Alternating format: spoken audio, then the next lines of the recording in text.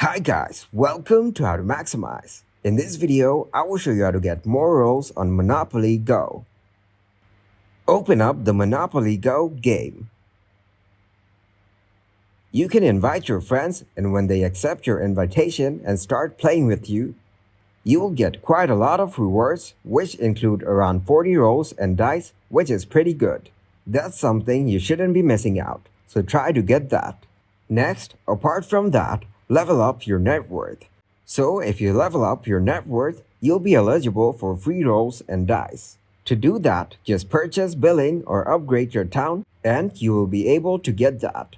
Another way is collecting the shield. When your shields are full, you will also get free rolls and dice. Apart from that, the other way is by default, like every 5 minutes you'll get a free roll and dice, which can get you up to 30 rolls as a limitation.